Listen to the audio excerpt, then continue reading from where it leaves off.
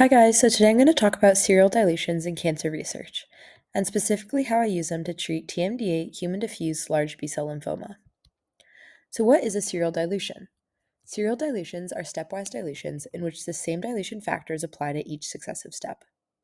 In the lab, some common dilutions that we do are twofold dilutions and tenfold dilutions. But why do we use serial dilutions?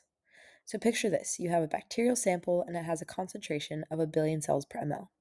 If you wanted to get it down to a countable concentration of 100 bacterial cells per ml in a singular step, you'd need to dilute 1 ml of the sample in 10,000 liters of diluent. This isn't practical, so instead we use serial dilutions.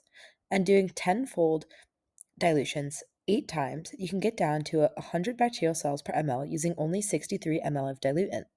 Serial dilutions are practical. They allow a concentration low enough for counting or plating. They can also provide a range of concentrations to be tested experimentally in vitro, toxicity experiments, drug dosages, etc. It also improves accuracy when we're pipetting tiny volumes. You can begin with a very concentrated solution and dilute it down so that you can have a volume that's easily measurable. So what do I study in the Mution lab? I study ferroptosis in B-cell malignancies. Ferroptosis is an iron-dependent, non-apoptotic cell death caused by the accumulation of lipid-reactive oxygen species. Our driving question is how can altered lipid composition make the B-cell malignancies susceptible to oxidation and subsequent death by ferroptosis? Is this a viable cancer therapy? So what tools do I need for drug dosage serial dilution? First, I need a deep well plate. I perform each step of the drug dilution in a separate well. The separation of wells enables the use of a multi-channel pipette for easy plating. A multi-channel pipette is also useful because each channel can hold a separate dilution of the drug medium mixture. This enables plating of the dilutions in one fluid motion. I also use a white bottom 96 well plate. I first seed the cells of interest onto the plate, and then I add the cell culture medium drug dosage solution, and the cells are incubated in this drug solution for hours to weeks, depending on the compound used. So how do I use serial dilutions in the lab?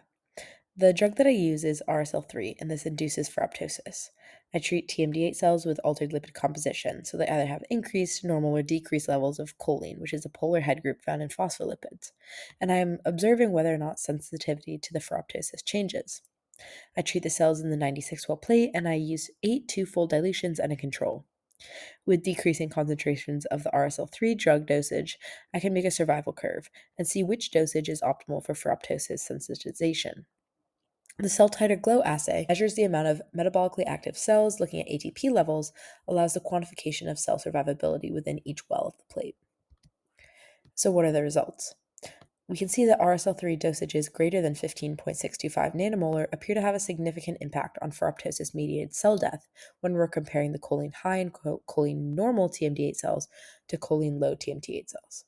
So what's our tentative conclusion? We can say that low concentrations of choline in the lipid membrane and thus altered lipid metabolism make the B-cell malignancy sensitive to ferroptosis when dosed with concentrations of RSL3 greater than 15.65 nanomolar.